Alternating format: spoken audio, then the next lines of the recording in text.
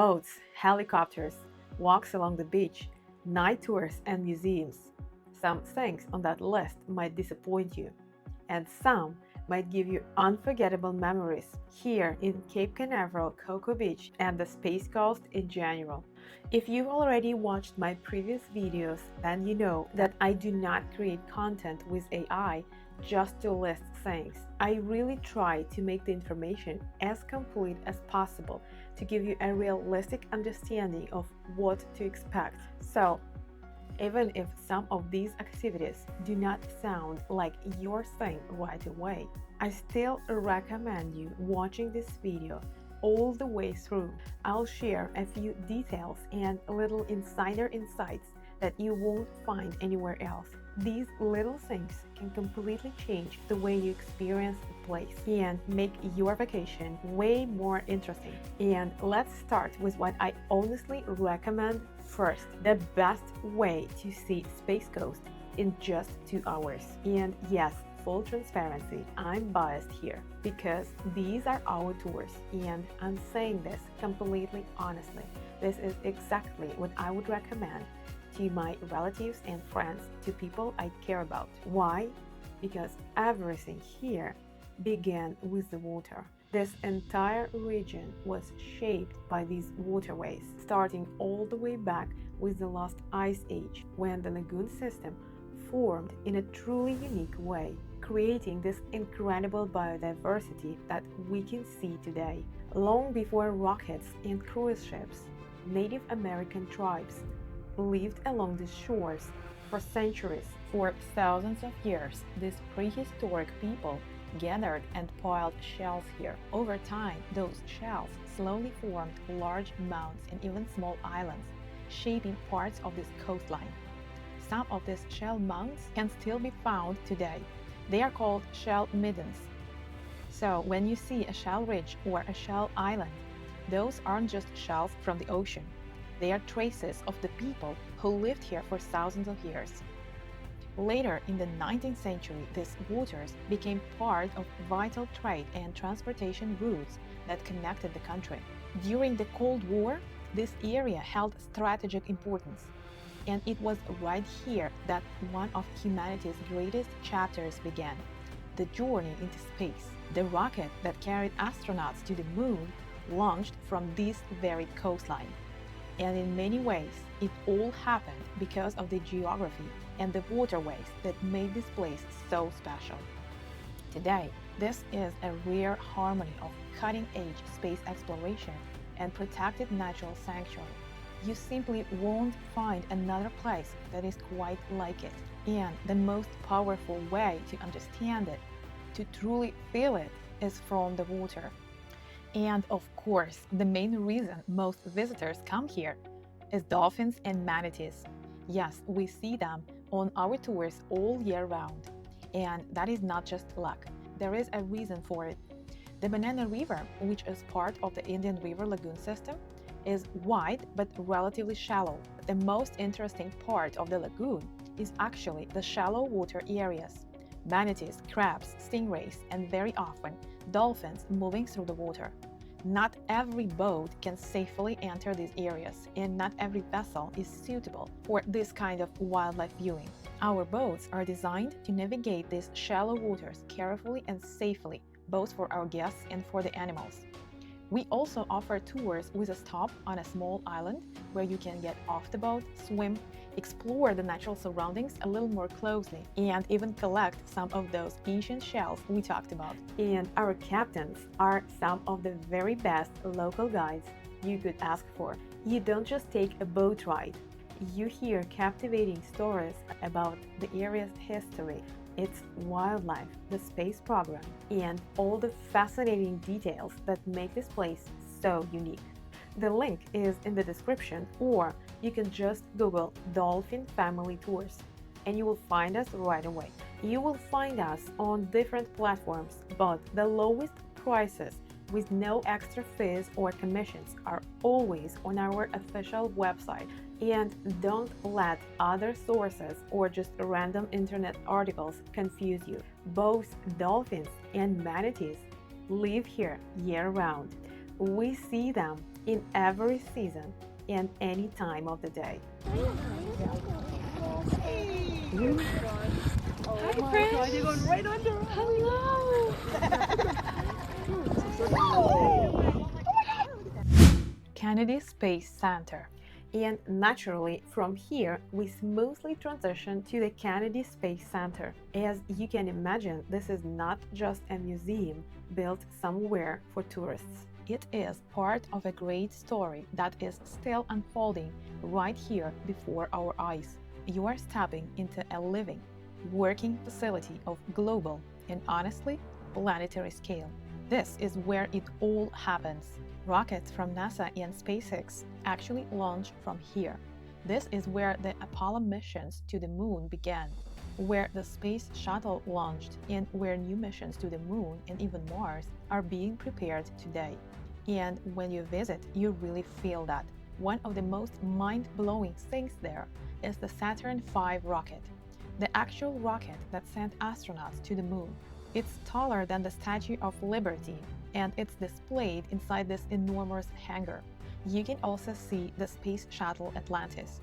This is the real shuttle that flew into space 33 times. The whole area around it is filled with interactive exhibits and simulators. Outside, you can see the rocket garden, with several historic rockets from the early space program. Do not miss the NASA bus tour.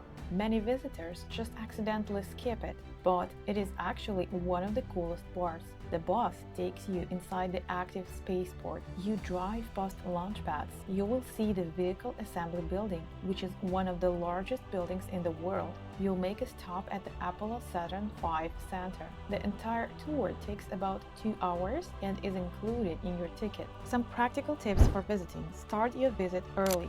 The best time to arrive is right when the center opens, usually around 9 a.m. Do the bus tour first, because the last buses leave about 2.5 hours before closing.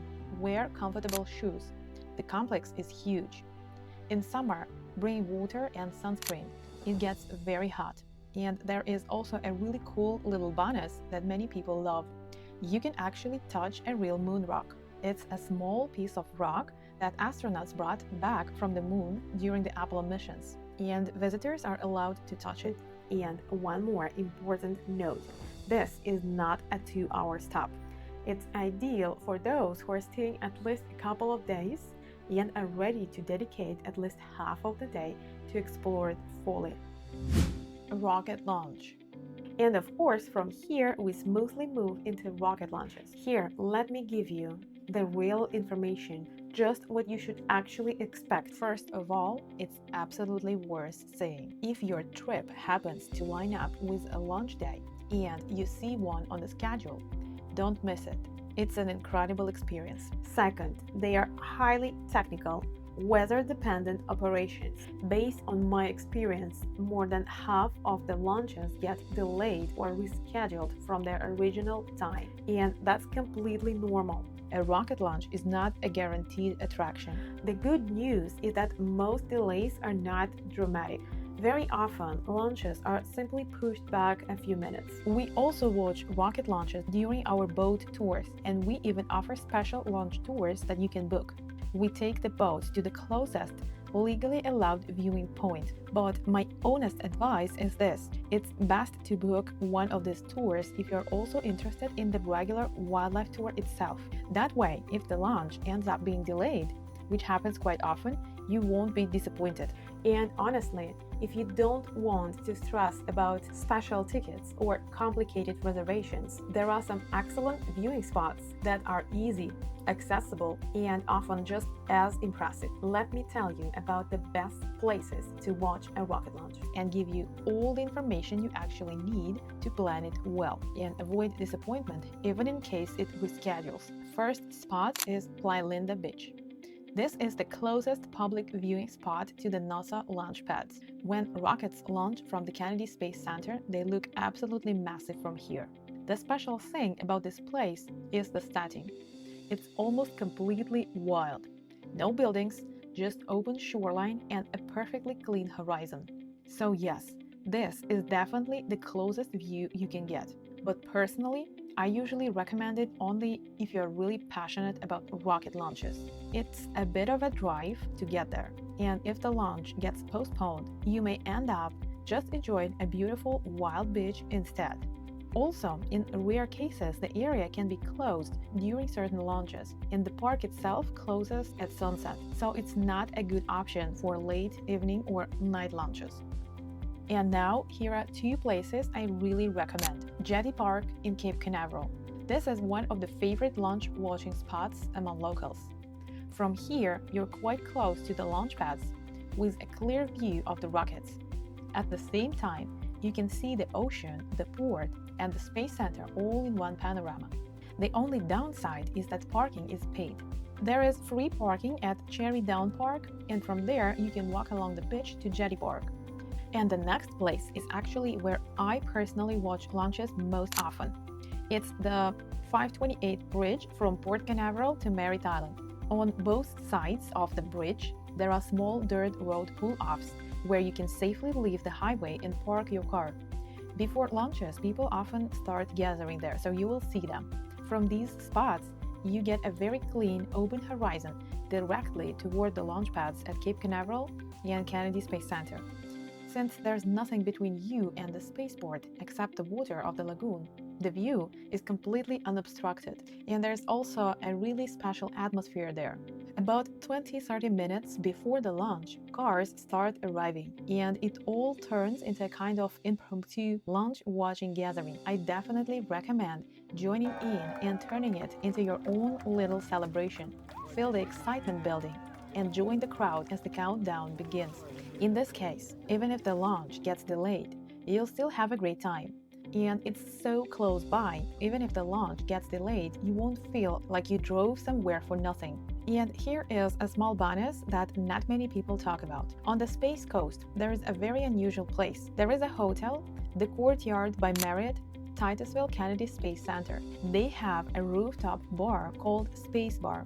From there, the launch pads are just 6-7 miles away. The rooftop itself is a large open terrace with tables, lounge seating, a bar, music, and a panoramic view over the lagoon toward the spaceport. On a normal evening, it's a very pleasant rooftop bar. But on launch days, the whole place turns into a little event. The hotel itself is also designed with a subtle space theme. I personally love rooftops, so even if the launch gets delayed, I won't be too disappointed. And by the way, there's also a rooftop right here near the port at the Hyde Place Cape Canaveral. It's not quite as perfectly positioned for launch views, but it's still a very cool spot. I actually talked about it in more detail in my video about hotels near the port. So as for places that are really close, these are basically the main accessible spots. You'll often hear advice to arrive 2 hours early, but honestly, unless you're going to a rooftop or a very specific viewing area, I don't really see the need for it. Also, some launches get a lot of media attention and become very popular, while others are just regular launches that you'll only notice if you check the launch schedule. But the truth is, there is not much difference in what you actually see. The view of the rocket in the sky is pretty much the same. Launches here happen quite often. Don't wait for the big one.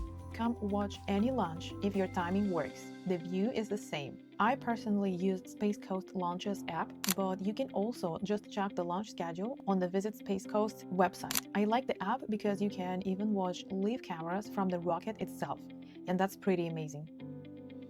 The beach. Cocoa Beach is the most famous beach in the region. In the 1960s, during the height of the space race, this quiet beach town suddenly found itself in the spotlight. NASA engineers, military personnel, and technicians were all working nearby, and after work, many of them headed straight to the ocean to surf. This is where Kelly Slater, the 11-time world surfing champion, grew up. Over time, Cocoa Beach became known as the East Coast surf capital. Naturally, the busiest spots are near the pier and in the very center of Cocoa Beach. If you just walk a little in either direction, you'll usually find much more space and a quieter stretch of sand. The Space Coast is also one of the most important nesting areas for sea turtles in the United States. Every summer, female turtles come ashore at night to lay their eggs, Because of that, you may notice protected nests marked off along the beach. Please be careful around them and help protect this incredible wildlife. And just as a quick reminder, I already talked about hotels in my previous video, so I'll just quickly repeat the key point here. none of the hotels right by the port are within walking distance of the beach, with one exception that I talked about there. If being close to the beach is important for you, it's better to choose a beachfront hotel in Cocoa Beach. They're often the same price and sometimes even cheaper. If you want more details about that, take a look at the previous video about hotels. As for the parking, Cape Canaveral is actually the easiest place to find free beach parking.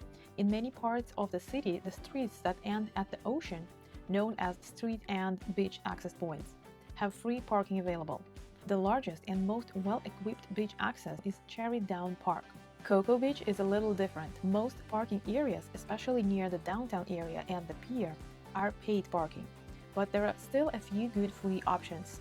One of the best is Laurie Wilson Park. It has a large parking lot, restrooms, outdoor showers, and a boardwalk leading directly to the beach. Brevard Zoo. Brevard Zoo is located in Melbourne, about 30-minute drive from Cocoa Beach, and it's really not a typical zoo. It opened fairly recently in 1994, and from the beginning it was designed as a new generation zoo. There's much less concrete and far fewer cages, and much more of a feeling of being in a natural environment. The spaces are open and green, and the whole place is designed so visitors feel less like spectators and more like they're on a small expedition. One of the most unusual features is the kayaks. In the Africa section, you can actually rent a kayak and paddle through a channel past giraffes, rhinos, and antelope. The idea is that you are at the same level as the animals, like you're moving through a wildlife reserve. Another important thing about Brevard Zoo is that it's not just a place for entertainment. The zoo is actively involved in conservation programs, including efforts to protect endangered rhinos and amphibians, and it plays a role in the environmental work connected to the local lagoon ecosystem. We actually went there with my relatives. We were all grown-ups, so we went there without kids, and we still had a great time. It's easily half a day or even a full day activity if you want to take your time. Tickets are easy. You can simply buy them at the entrance. Helicopter tours. Personally, I love seeing a place from above. If you feel the same way, everything we've been talking about, the lagoon, the port, the beaches, the launch pads, can also be seen from a helicopter. The tours are located right next to the port and don't take much time. There are up to 3 seats per tour, so for couples, it can be a very romantic and memorable experience. And just to be clear, I'm not affiliated anyhow with those helicopter tours. This is not a paid promotion. I simply like the perspective and I like seeing things from above. If you are the same way, you'll definitely enjoy it. Kayaking. Here in Cape Canaveral and Cocoa Beach, you'll find lots of kayak tours.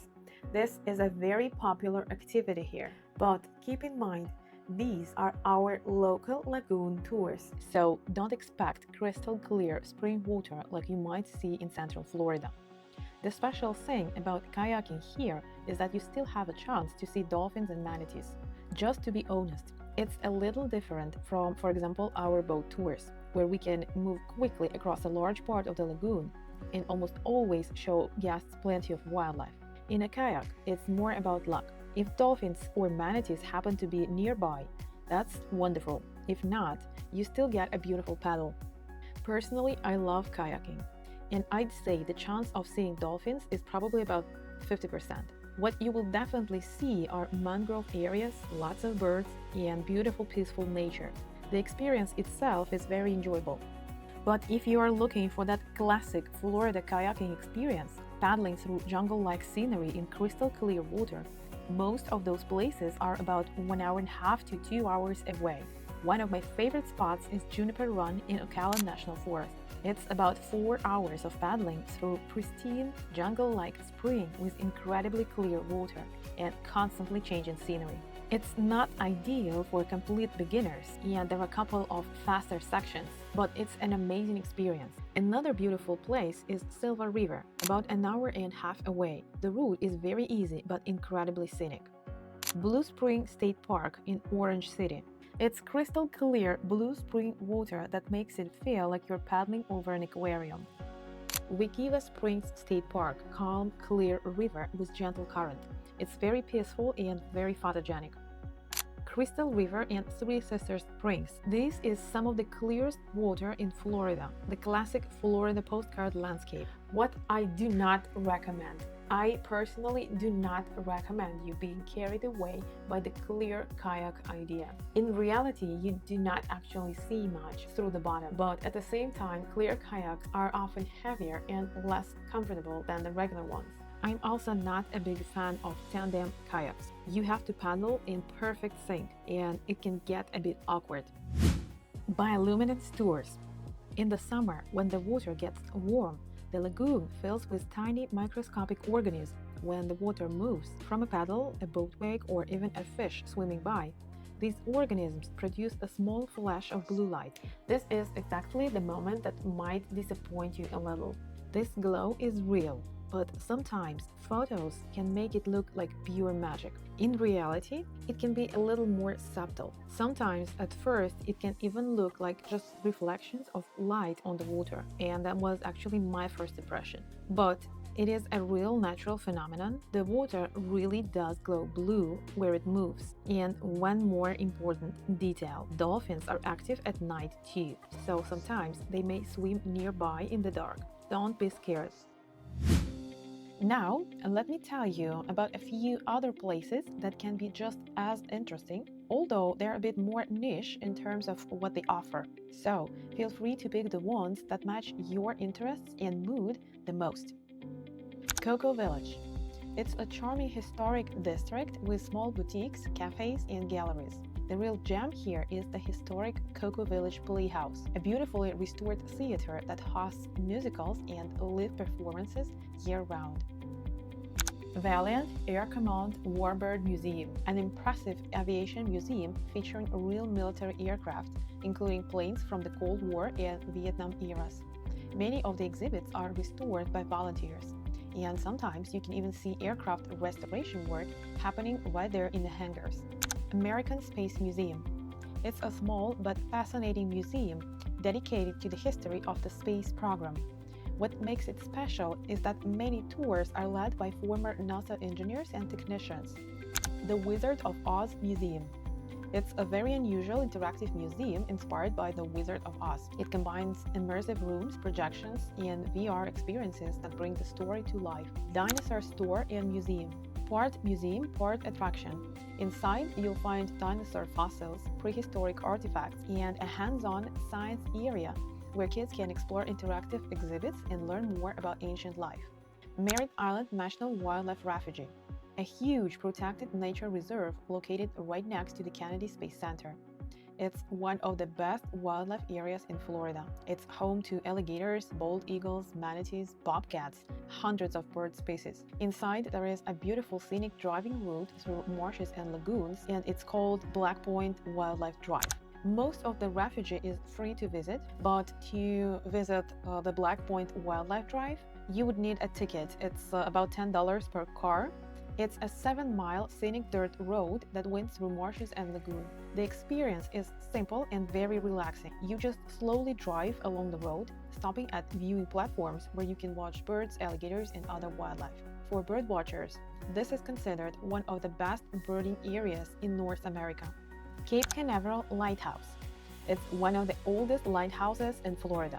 It was built in the beginning of the 19th century. It sits inside a protected area, so the only way to visit is through an organized tour, usually arranged through Merritt Island Wildlife Refuge. You travel by shuttle or small bus through restricted NASA areas. You pass launch pads and natural areas along the way. Airboat rides on the St. Johns River.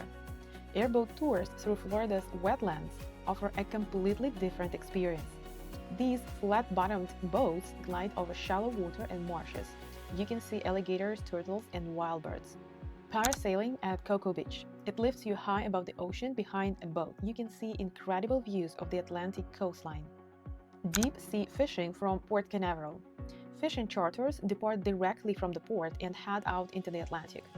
Trips usually last half a day or a full day. Depending on the season, you can catch snapper, kingfish, mahi-mahi, and other ocean species. Victory Casino Cruises. It's a casino ship that sails a few miles offshore where gambling is allowed. The cruises last several hours and include slot machines, table games, restaurants, and live entertainment. They have day tours and evening tours. So yes, the Space Coast is so much more than just sun and sand. Even a few extra hours here can completely change how you remember your trip. If you've been here before, or you've tried something that we did not mention here, please share it in the comments. Your experience helps other travelers plan better trips. Thanks for watching and enjoy every moment of your cruise and the Space Coast.